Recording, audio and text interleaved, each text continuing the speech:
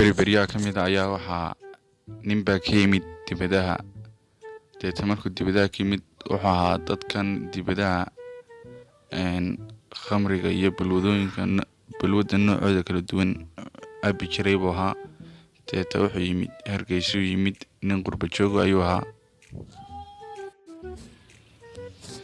adigu waxa uu iska ahaa nin lacag leh oo lacagta kanta badatayo maalin kamid ayuu ku yiri ninbuu ku yiri waxaan u baahnay khamri ama kaasuu yiri wadankan aad joogto khamrigu waa ka mamnuuc wax u dhigman ku siinayna kan adigu israa ragiyo meel meherado lagu qeyli tigino qaadka u soo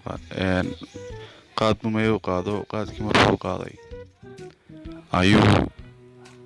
qaadkii markuu qaaday uu guri tagay gurigii uu ku qeylay ninkiyo adigu markuu qeylay uu adigu diiday ninkii ilaan in maalimaha koobaad cusub weeyaan oo diid badan buu ayuu arkay adigu fikro xulino diidkan dadka kale ma diidayaan xasmaysayo markaasuu wuxuu ku tashaday inuu horto shaadku xidhnaa iska saaro adigu shaadkii uu iska saarayo adana uu qeylayo uu wadayo markii dambe adana diidkiisii batay asuu xasamaysaa masuusidino garankan bambala waxan bawatee garanka iska saaro markuu iska saaray garankii ayuu feerqaawni ayuu ku qeylayo adigu markuu ilaa waxaga waday wadana dadka kale ma diidaan adiga waxa ku haysto shaarkii uu iska saaray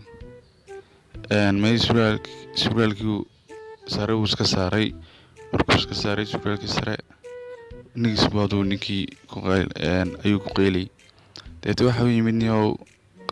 naago iyaguna balwad leh naagii balwad lahaayeen iyagu waa guryahan isku furan weeyaan qol iyo barandiisi oo isku furano naaguna aga barando hore ku qeylay uu naagina kaas kale ku qeylayaan isna wuxuu sameeyay inuu meedhu doonay markaasuu adana dhiidkii waa ku sii batay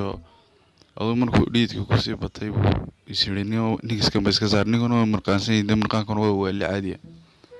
aduu nigiskii buu saaska ka saaro mudhiyo qacan buu iska dhigay asuu doonay inuu soo meedho adigu sidii nin caadi ah ayuu u maray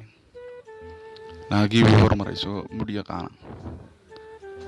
markuu naagii hormaray ayuu suuligiisa iska gasho iska soo meedho hebuu iska soo noqdo markuu meedhay uu arkay inuu meedhay buu soo yarbaxay markuu soo yarbaxay buu adana waxaa ka qaldano adigu istaanbuu isku eego ninkii mudhiyo qaana wuxuuna ag taagay waa naagihii iyaguna barantaa hore ku qeylay